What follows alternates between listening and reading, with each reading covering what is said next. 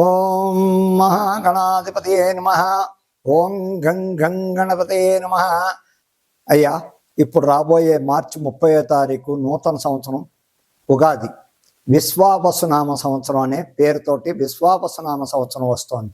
దానికి రవి రాజు ఎవరయ్యా అంటే రవి అయ్యారు. అలాగే మంత్రి చంద్రుడు అయ్యాడు. సేనాధిపతి రవి అయ్యాడు. ఈ పరిస్థితిలో విశ్వావసునామ సంవత్సరం మార్చి 30వ తారీఖు నుంచి మళ్ళా 26 మార్చి వరకు ఎలా ఉన్నాయంటే గ్రహగతులు, దేశకాల పరిస్థితులు అనేక రకాలుగా చాలా ఇబ్బందులతో కూడుకున్నది. విశ్వావసునామ సంవత్సరంలో చాలా రకరకాల ఇబ్బందులతో కూడుకున్నది. మంత్రి రాజుకి రాబోయే కాలం రాజు ఎవరయ్యా అంటే రవి అయ్యాడు. ఆ రవి అవ్వడం చేత శత్రువులు ఎక్కువ ఉంటారండి రాజుకి. అలాగే మంత్రికి వచ్చేసరికి ఇబ్బందులు రకరకాలుగా ఉంటాయి. సేనాధిపతి అలాగే రవి అయ్యాడు.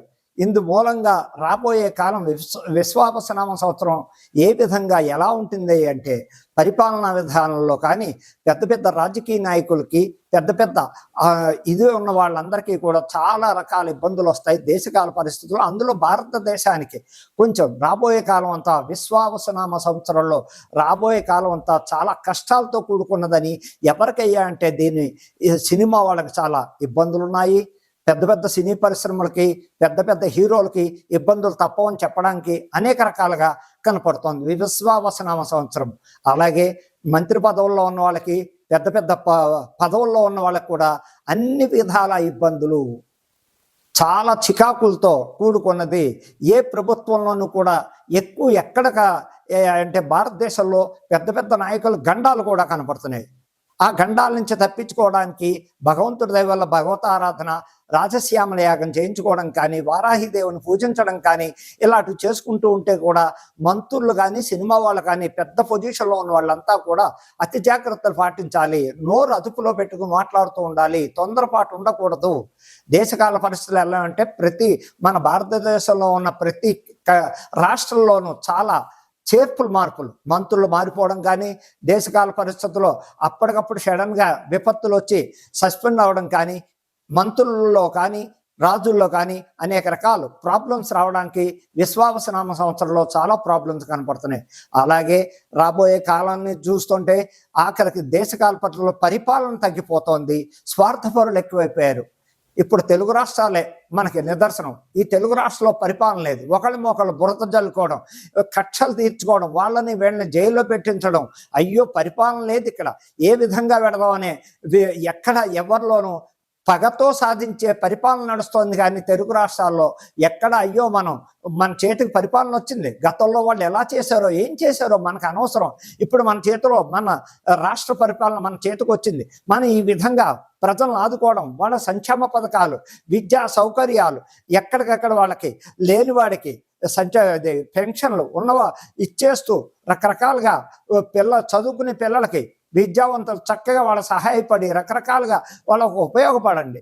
అంతేగాని స్వార్థం, మన చేతిలో ఒక రాజ్యం వచ్చిందని గతంలో ఎవడో చేశాడు వాడిని ఏదో జైల్లో పెట్టిద్దాం, వీడిని తన్నిద్దాం, ఇది కాదు చేయవలసిన పని. మీరు మళ్ళా వచ్చే ఎన్నికల్లో నిలబడాలంటే ఎలాగైనా మధ్యంతర ఎన్నికలు కనపడుతున్నాయి భారతదేశానికి. ఏమో చెప్పలేము. ఎనీహౌ 2027 2026 అనే టైంలో తప్పకుండా జమినీ ఎలక్షన్ పడడానికి అవకాశాలు ఉన్నాయి. కొన్ని ప్రభుత్వాలు కూలిపోయేది కూడా కనపడుతోంది. అలాగే సీఎంలు కూడా మారే ఛాన్స్ కనపడుతోంది ఈ సంవత్సరం. ఎక్కడనే చెప్పలేం, ఏ రాష్ట్రంలో అయినా సరే అవ్వచ్చు. సీఎంలు మారడానికి అవకాశాలు ఉన్నాయి అన్ఎక్స్పెక్టెడ్గా. కానీ వాళ్ళ పార్టీ ఉంటుంది, కానీ సీఎంలు మారుతారు. ఆ సీఎంలు మారాక మళ్ళా పరిస్థితుల్లో కొన్ని మార్పులు జరుగుతాయి. ఏదేమైనప్పటికీ కొన్ని ప్రభుత్వాల్లో చాలా ఇబ్బందులు కనపడుతున్నాయి. ప్రధానమంత్రి అవ్వచ్చు, ప్రధానమంత్రి విషయంలో కూడా కొన్ని ఇబ్బందులు, అనారోగ్య సమస్యలు కనపడుతున్నాయి ఆయనకు కూడా. ఆ విధంగా ఆయన చాలా దైవభక్తుడు. ఎన్నో రకాలుగా కాశీ విశ్వేశ్వరుని బాగా ఆరాధిస్తాడు. ఆయనకి దైవ నమ్మకం, బాగా శివుని బాగా ఆరాధిస్తారు. అటువంటి వారికి ఆరోగ్యం బాగుండాలని విశ్వావసునామ సంవత్సరంలో ఆయన ప్రధానమంత్రిగా బాగుండాలని ఆశీర్వదిస్తున్నాం. కానీ ఎప్పటికీ జాగ్రత్తలు తీసుకోక తప్పదు. ఆయనకు కొన్ని సమస్యలు ఉన్నాయి. ఆయన కూడా జాగ్రత్త పడుతూ వెనక ముందు ఆలోచిస్తూ స్టెప్ వేయడం వలన సెక్యూరిటీ వల్ల కానీ ఇంకో రకంగా కానీ ఇబ్బందులు వచ్చే చూసుకుంటూ మన ప్రవర్తనలో వెనక ముందు ఆలోచించుకుంటూ ప్రధానమంత్రి కూడా కొన్ని జాగ్రత్తలు పాటించవలసింది తప్పదు.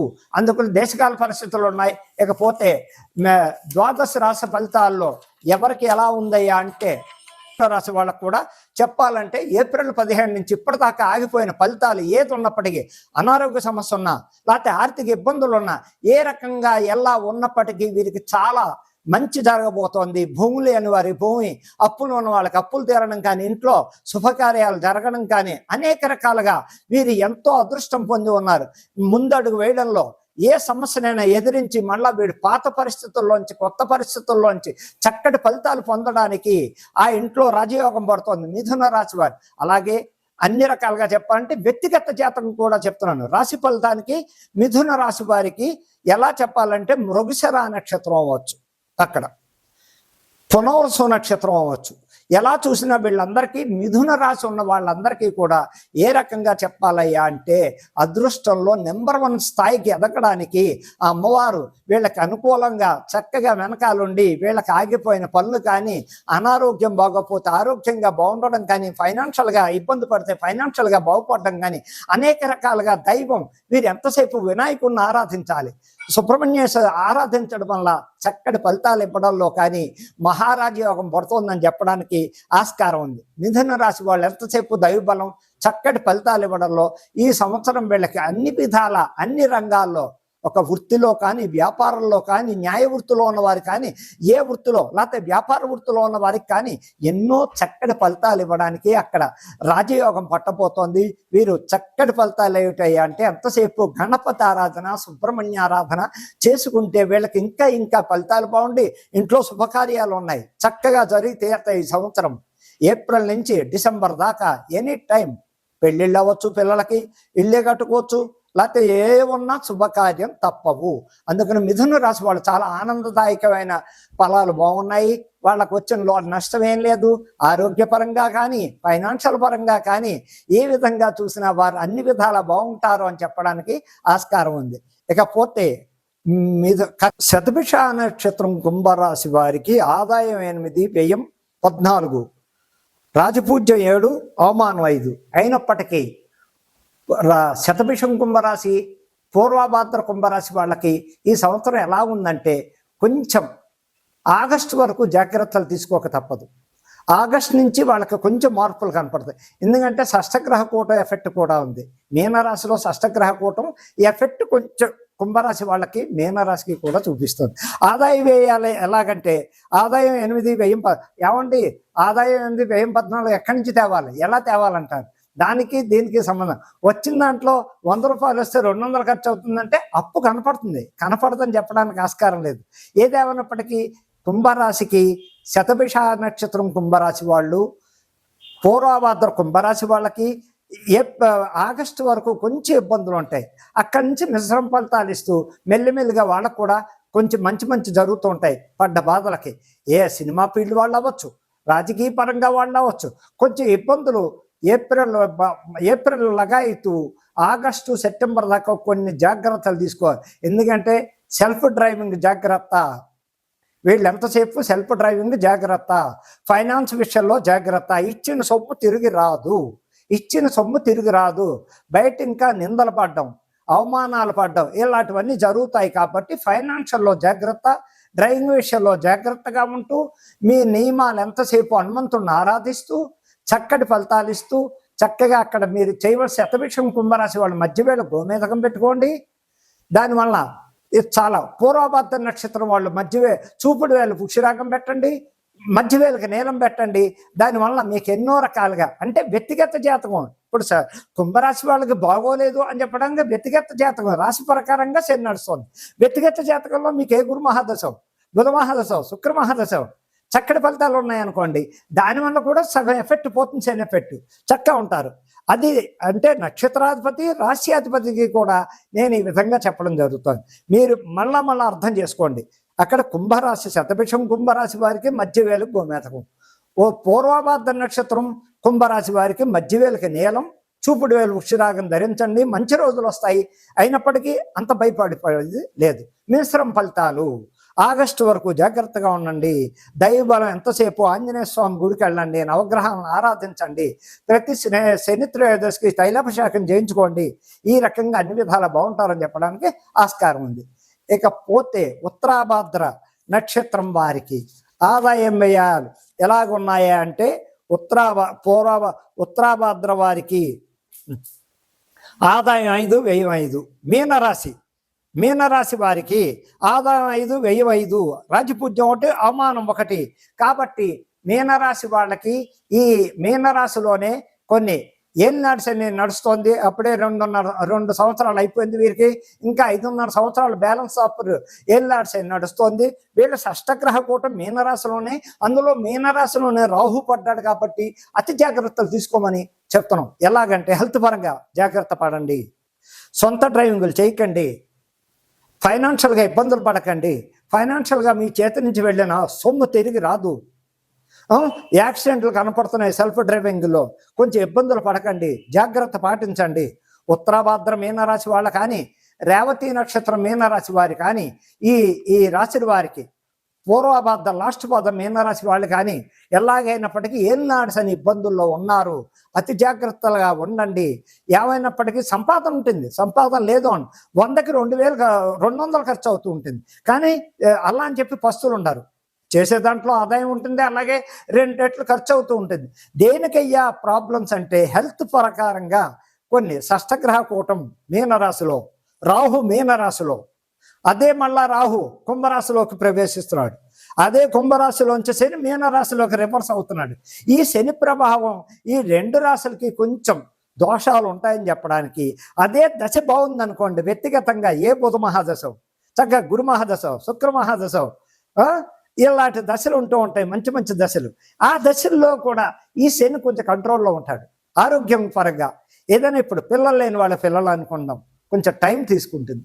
ఎందుకంటే దేశకాల పరిస్థితులు బట్టి చూస్తే మళ్ళా పంచాంగ లెక్కల ప్రకారంగా చూసిన మీనరాశి వారికి, సంతాన ప్రకారంగా చూసిన, వివాహ ప్రకారంగా చూసిన, ఫైనాన్షియల్ ప్రకారంగా, వ్యాపార పరంగా చూసిన, అన్ని రంగాల్లో ఎప్పటి నుంచి అయ్యే వీళ్ళకి పూర్తి మార్పులంటే చక్కగా వచ్చే 26 మార్చి ఉగాది దాకా షష్టగ్రహ కూట ఎఫెక్ట్ కొంచెం తగులుతూ ఉంటుంది.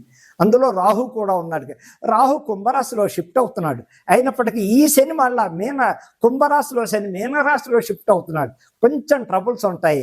అయితే ఒకటి సంతాన యోగం అయితే కలగడానికి ఆస్కారాలు కనపడుతున్నాయి. ఫైనాన్స్ ఇబ్బందులు ఉంటాయి. ఉద్యోగంలో కొంచెం స్వల్ప మార్పులు కనపడతాయి. వ్యాపారంలో ఇబ్బందులు ఉంటాయి. సెల్ఫ్ డ్రైవింగ్లో యాక్సిడెంట్లు ఉంటాయి. ఇవన్నీ అర్థం చేసుకుంటూ వ్యక్తిగత జాతకాన్ని కూడా చూసుకుంటూ మీరెంతసేపు ఇక్కడ మీనరాశి వారు గురువుని, బాబా గారిని బాగా ఆరాధించండి, వినాయకుడిని బాగా ఆరాధించండి. ఎంతసేపు వినాయకుడిని, బాబా గారిని, అంటే గురుదక్షిణామూర్తి అవ్వచ్చు, దత్తాత్రేయ అవ్వచ్చు, దత్తపారాయణ. అప్పుడు ఈ శని పీరియడ్లో కనుక మీరు మేధా దక్షిణామూర్తి పారాయణ చేయడం వల్ల కాడ, మేధా దక్షిణామూర్తిని దర్శనం ప్రతి గురువారం దర్శనం చేయడం వల్ల కాడ, కాలభైరవాష్టకం చదవడం వల్ల కూడా, కాలభైరవ దర్శనం చేయడం వల్ల కూడా ఈ శని ఈ రాశి వారికి, మీనరాశి వారికి కలిసి రావడం మంచి జరుగుతుంది. అంటే ఇబ్బందుల్లోంచి బయటపడుతూ ఉంటారు. ఇప్పుడు సంతానం కావాల్సిన వాళ్ళు ఎంతసేపు సుబ్రహ్మణ్యేశ్వరుని కొలవండి. ఆ సుబ్రహ్మణ్యేశ్వరుడు కూడా ప్రతి మంగళవారం ఆ సుబ్రహ్మణ్యేశ్వరుడికి పాలు పోయడం, ఆ పాలు తాగండి. ఆయన పోసిన పాలు, సర్పాల నుంచి పోసిన పాలు తాగండి. సంతానం కావాల్సిన వాళ్ళు చక్కగా సుబ్రహ్మణ్యేశ్వరుని ఆరాధించండి, సంతానం కలుగుతుంది. భూకారకుడైన సంతానకారకుడే, అక్కడ ధనకారకుడే ఆయనే. ఇల్లు కావాలన్నా, భూమి కావాలన్నా, సంతానం కావాలన్నా సుబ్రహ్మణ్యేశ్వరుడు అనుగ్రహం లేనిదే జరగవు. అలాగే వారాహిని బాగా కొలవండి. ఈ 2 రాసుల వాళ్ళు ఇప్పుడు వారాహి ప్రత్యంగిరి దేవతని ప్రతి మంగళవారం కొలవండి. వీళ్ళకి అతి కష్టాల్లోంచి బయటపడడానికి అవకాశాలు ఉన్నాయి. కాబట్టి స్వస్తి.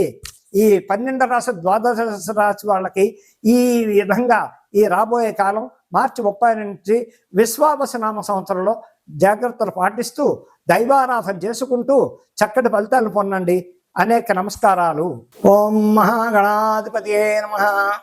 మా ఇప్పుడు కాలం రాబోయే సంవత్సరంలో మార్చి 30వ తారీఖు విశ్వావసనామ సంవత్సరంలో రాజకీయ పరంగా చాలా ఇబ్బందులు కనపడుతున్నాయి. ప్రతి చోట, ప్రతి స్టేట్లోనూ, ప్రతి కంట్రీలోనూ అనేక రకాల ప్రాబ్లమ్స్ కనపడుతున్నాయి.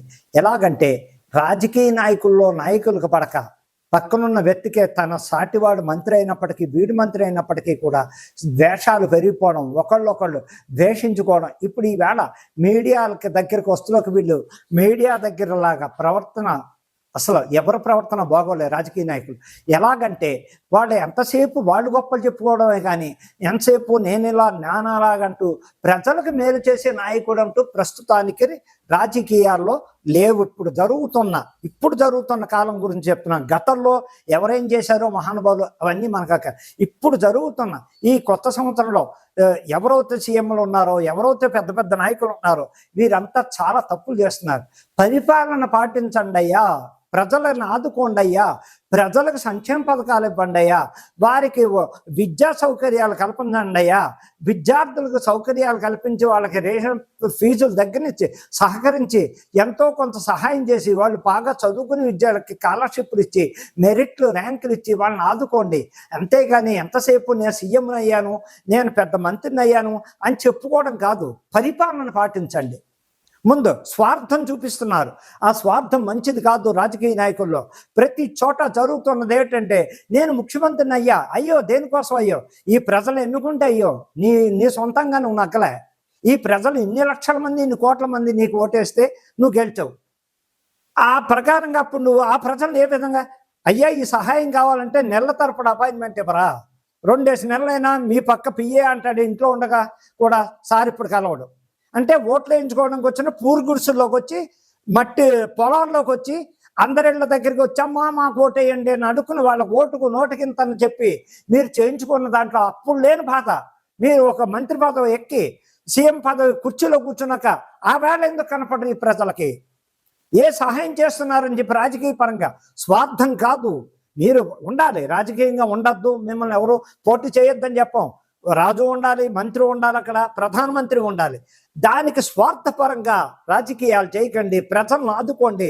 ప్రజల దగ్గర నుంచి మీరు ఓటు పొందారు, ప్రజాదరణ మీకు వచ్చింది, ఇన్ని లక్షల మెజార్టీతో మీరు నగ్గారు. ఆ నగ్గినందుకు మీరు ఎవరినాయి? మీలో మీరు డబ్బులు పంచుకోవడానికా? వచ్చిన సంక్షేమ పథకం మీకు వచ్చిన ఫండ్స్ అన్ని సెంట్రల్ గవర్నమెంట్ నుంచి వచ్చిన ఫండ్స్ అంతా ఏమైపోతున్నాయి? ఎక్కడ పోతున్నాయి ఈ ఫండ్స్? ఎవరికి ఇస్తున్నారు చెప్పండి.